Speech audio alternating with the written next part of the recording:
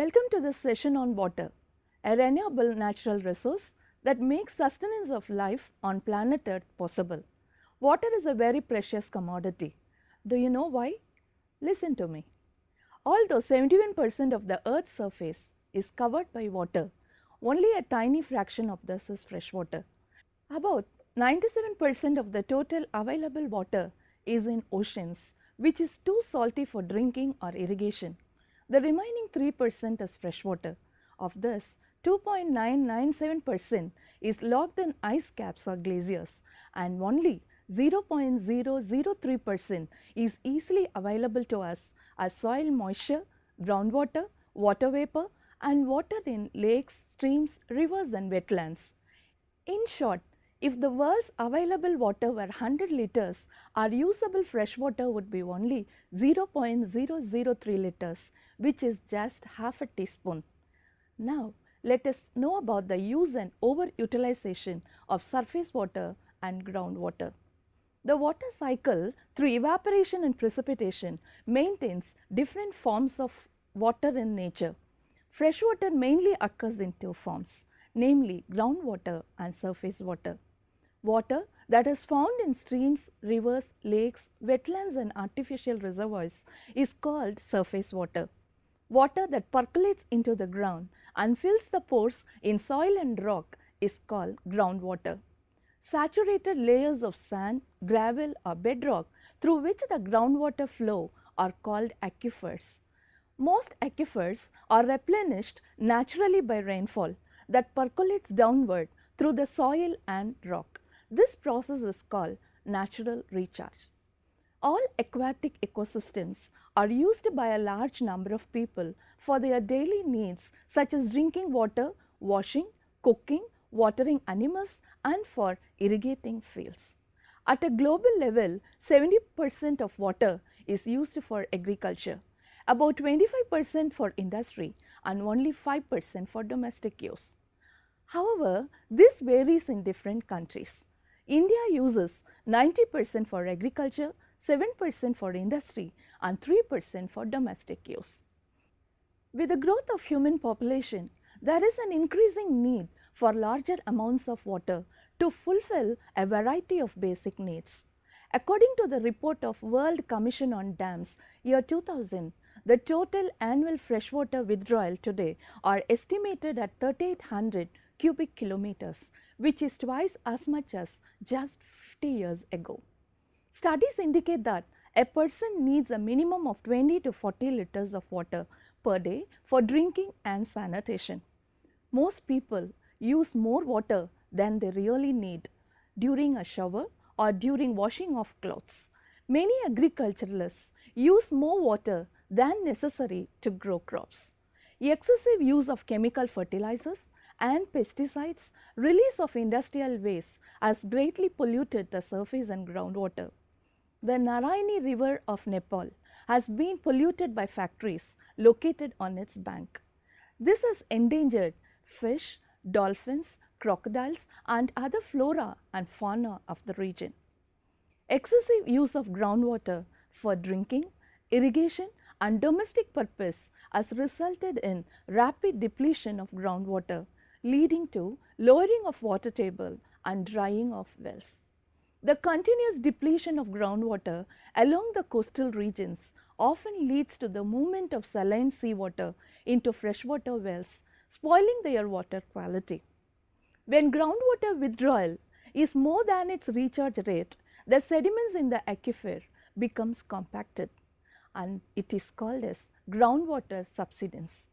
It results in sinking of overlying land surface which may damage buildings, destroy water supply, reverse the flow of sewers and canals and tidal flooding.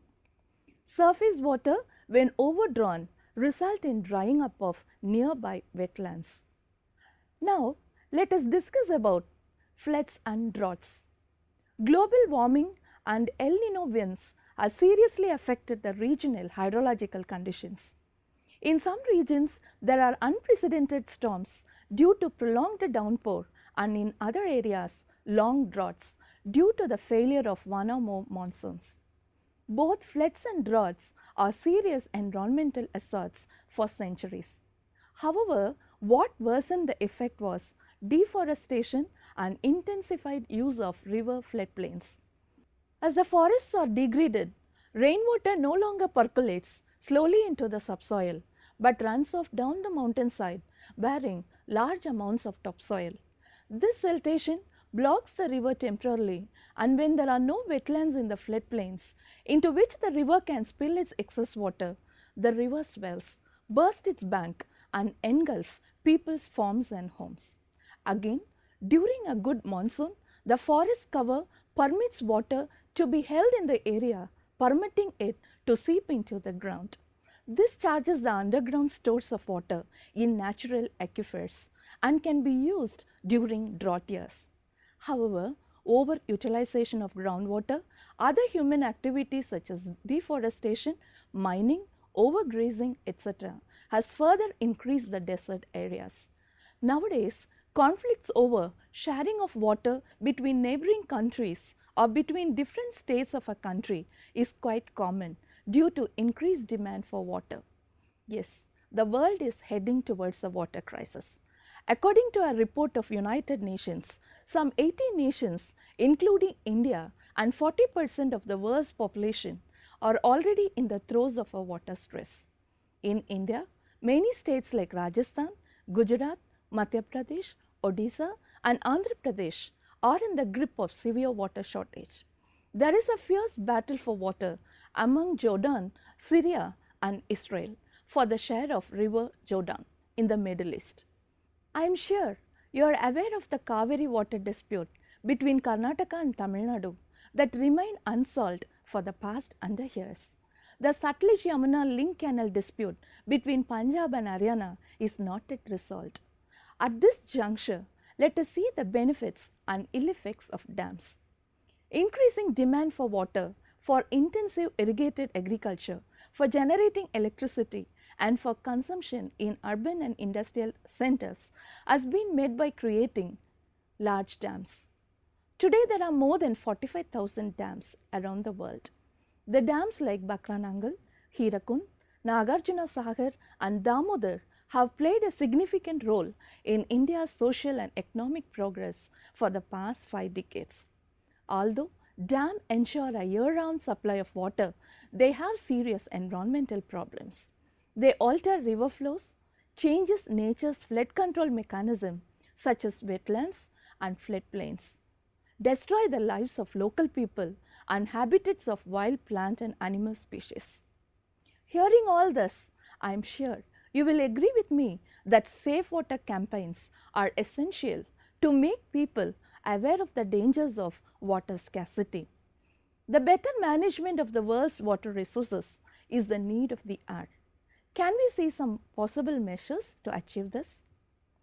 Pricing water at its real value makes people use it more responsibly and efficiently. There are many ways such as use of drip irrigation system, sprinklers, etc., by which farmers can use less water without reducing yields. For an example, using drip irrigated farming method, Israel could double its food production without an increase in the use of water over a period of 20 years. To fight drought and water scarcity, it is required to change the cropping pattern and switch over from cultivating water guzzling sugarcane and banana to less water consuming crops like fruits and vegetables. Public awareness on serious health hazards caused by pesticides and industrial waste in water can help in putting pressures on farmers to reduce the use of chemicals and on industries to produce only eco-friendly products. Effective rainwater harvesting in urban environment. A shining example is the state of Tamil Nadu. Treating and recycling municipal wastewater for agricultural use. Recharging underground aquifers through afforestation. Building several small reservoirs instead of few mega projects. Preventing loss of water in municipal pipes. Preventing leakage from dams, canals and desilting of dams before the monsoon.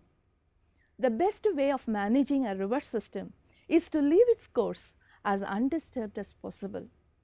Let me conclude this session with a Philippine proverb: do not empty the water jar until the rain falls. Let us judiciously use the available water resources, take measures in conserving the precious commodity water, and raise our voices against polluting water. Thank you.